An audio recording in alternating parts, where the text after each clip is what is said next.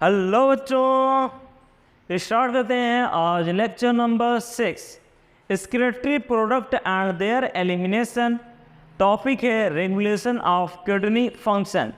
जो हमारे किडनी का जो फंक्शन है ना, इससे रेगुलेट किया जाता है बाय हार्मोनल फीडबैक मैकेनिज्म। ठीक है, यानी जो हमारी किडनी है इसके फंक्शन को हम कैसे रेगुलेट करते हैं? हार्मोनल फीडबैक मैकेनिज्म द्वारा रेगुलेट करते हैं। अब इन्हें रेगुलेट करने के लिए जो हार्मोन्स होते हैं ये कहाँ से आते हैं, यानी किनका इन्वॉल्वमेंट होता है। तो कह रहे हैं इन्हें रेगुलेट करने के लिए इन्वॉल्वमेंट जो है वो हमारे हाइपोथैलेमस का होता है, जस्टा ग्लैमरुलर ऑपरेटस का होता है और हार्ट का भी होता है सर्टेन एक्सटेंट, यानी थोड़ा बहुत क्या होता है, हार्ट का भी होता है।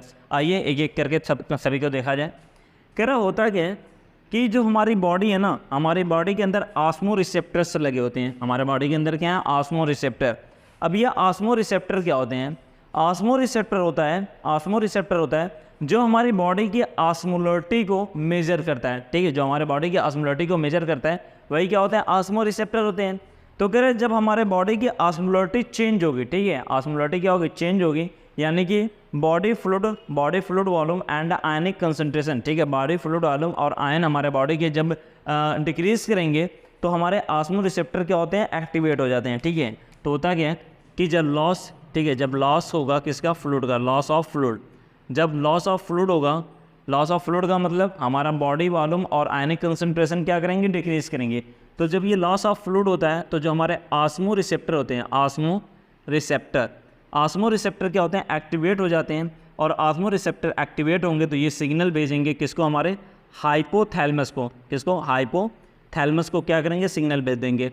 अब ये जो हमारा हाइपोथैलेमस होता है ना, ये रिलीज करेगा एक हार्मोन को जिसे हम क्या कहते हैं? एडीएच, एंटी डायूरेटिक हार्मोन, या उसी का दूसरा नाम क्या होता है? वैसोप्रेसिन। लेकिन ये जो हार्मोन रिलीज करेगा ये यहाँ से निकल के चला जाएगा पिट्यूटरी ग्लैंड में, क्योंकि हाइपोथैलेमस के ठीक नीचे ये हाइपोथैलेमस है, हाइपोथैलेमस के ठीक नीचे हमारा क्या होगा? ये पिट्यूटरी ग्लैंड होगा। ठीक है, ये हमारी क्या होगी? पिट्यूटरी ग्लैंड हो गई। तो हाइपोथैलेमस के नीचे हमारे क्या है? पिट्यूटरी ग्लैंड है। ठीक है, तो हाइपोथैलेमस क्या करेगा? एडीएच निकालेगा और एडीएच कहाँ पे आएगा? पिट्यूटरी ग्लैंड में। अब इस पिट्यूटरी ग्लैंड में भी क्या होते हैं? दो पार्ट होते हैं। पिट्यूटरी ग्लैंड के भी कितने पार्ट होते हैं? दो पार्ट होते हैं। एक हमारा पिट्यूटरी ग्लैंड का ये वाला पार्ट होगा, ठीक है, और एक ये क्या? फ्रंट वाला पार्ट है, और ये क्या है? पिट्यूटरी ग्लैंड का बैक वाला पार्ट है। और इस बैक वाले पार्ट को हम कहते हैं न्यूरो हाइपोफाइसिस। क्या कहा जाता है? Neuro hypophysis. ठीक है, क्या बोला जाता है? न्यूरो हाइपोफाइसिस बोला जाता है। जबकि जो फ्रंट वाला होता है उसे हम क्या कहते हैं? Adeno hypophysis. ठीक है, इस वाले को क्या कहा जाएगा? Adeno hypophysis. ठीक है, तो कह रहा है हाइपोथैलेमस क्या करेगा? रिलीज करेगा। हाइपोथैलेमस क्या करेगा? रिलीज करेगा किसको? एडीएच को। तो ये जो एडीएच रिलीज किया है, ये एडीएच हमारा कहाँ पे आ जाएगा?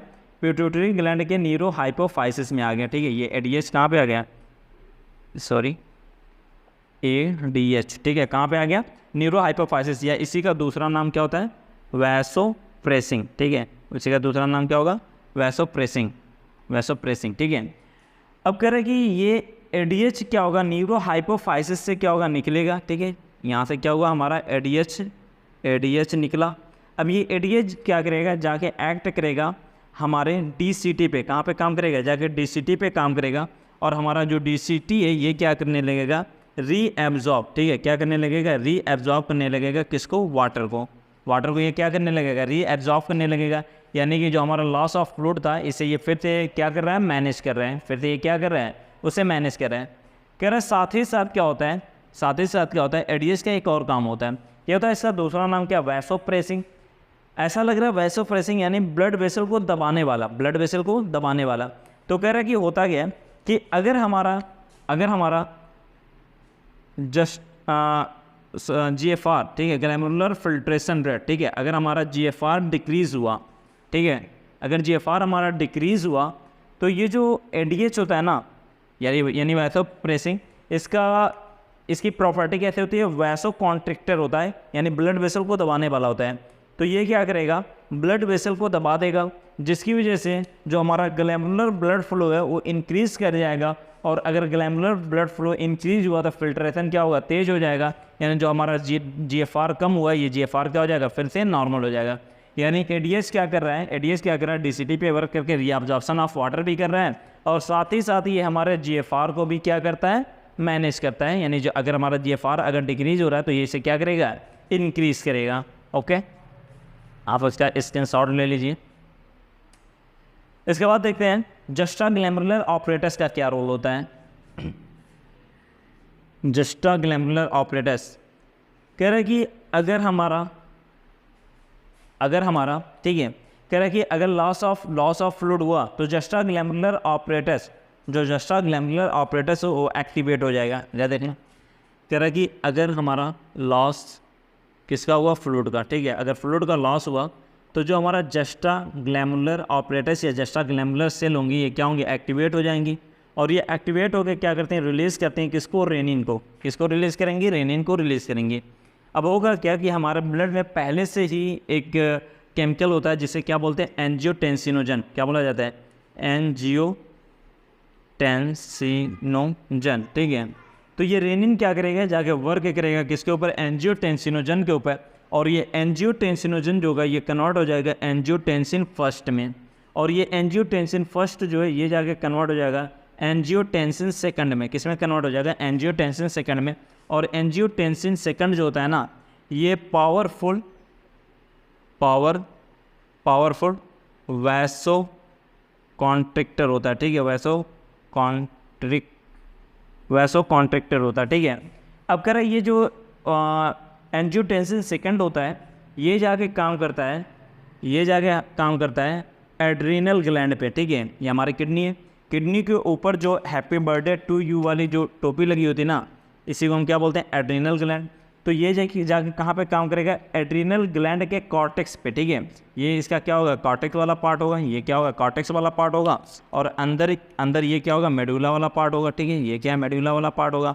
तो कह रहा है कि एंजियोटेंसिन सेकंड जो होता है ये जाके काम कहाँ पे करता है, कॉर्टेक्स पे, ठीक है। एड्रीनल ग्लैंड के कॉर्टेक्स पे काम करेगा, और एड्रीनल ग्लैंड के कॉर्टेक्स पे काम करेगा तो यहाँ से रिलीज होगा तुम्हारा एल्डोस्टेरॉन। क्या होगा, एल्डोस्टेरॉन क्या रिलीज होगा, एल्डोस्टेरॉन रिलीज होगा। और ये एल्डोस्टेरॉन जो है ये जाके कहाँ पे काम करेगा, डीसीटी पे। कहाँ पे काम करेगा, डीसीटी पे। और जब ये डीसीटी पे काम करेगा तो वहाँ से क्या होगा, रीएब्जॉर्प्शन होगा किसका, वाटर एंड सोडियम आयन का, ठीक है। वहाँ से क्या होगा, वाटर और सोडियम आयन का रीएब्जॉर्प्शन स्टार्ट हो जाएगा। कह रहा है कि साथ ही साथ क्या होता है, ये एल्डोस्टेरॉन जो होता है ना ये भी क्या करता है, हमारे ब्लड फ्लो को इंक्रीज कराता है। और ब्लड फ्लो को इंक्रीज करा के ये भी जीएफआर को क्या करता है, इंक्रीज करता है। यानी ग्लैमरुलर फिल्ट्रेशन रेट अगर कम हुआ तो एल्डोस्टेरॉन क्या करेगा, उसको इंक्रीज करेगा। साथ ही साथ हमारा एंजियोटेंसिन सेकंड जो पावरफुल वैसो कॉन्ट्रिक्टर है, वैसो कॉन्ट्रिक्टर का मतलब भी क्या, ब्लड वेसल को दबाने वाला। तो कह रहा है ये भी क्या करता है कि ब्लड फ्लो को इंक्रीज करा के ये भी जीएफआर को क्या करता है, इंक्रीज करता है, ठीक है। ये भी क्या करेगा, जीएफआर को इंक्रीज करेगा। यानी एडीएच जो हमारा एडीएच है वो भी जीएफआर को बढ़ाता है, ठीक है। एंजियोटेंसिन सेकंड जो है ये भी क्या कर रहा है, जीएफआर को बढ़ा रहा है। एल्डोस्टेरॉन जो होता है ये भी क्या कर रहा है, जीएफआर को ये भी बढ़ाने का काम करता है, ठीक है। Reabsorption of water and sodium ion तो करा ही रहा है, लेकिन साथ ही साथ ये क्या कर रहा है, जीएफआर को भी बढ़ा रहा है, ठीक है। आइए देखें इसके बाद हार्ट का। कह रहा है कि अगर हमारा ब्लड फ्लो तेज़ हो जाए, ठीक है, अगर हमारा ब्लड फ्लो तेज़ हो जाए तो हमारे जो एट्रियल वॉल होती है, ठीक है, जो एट्रिया की वॉल होती है ये क्या करती है, रिलीज़ करने लगती है एक केमिकल को जिसे हम क्या कहते हैं, ANF, एट्रियल नाइट्रियोटिक फैक्टर, ठीक है। और एट्रियल नाइट्रियोटिक फैक्टर एट्रियल नाइट्रियोटिक फैक्टर जो होता है ये होता है तुम्हारा वैसोडायलेशन। कैसा होता है, वैसोडायलेशन, ठीक है। ये क्या होता है तुम्हारा वैसोडायलेशन। वैसो माने ब्लड वेसल, डायलेशन माने क्या होता है, चौड़ा करना।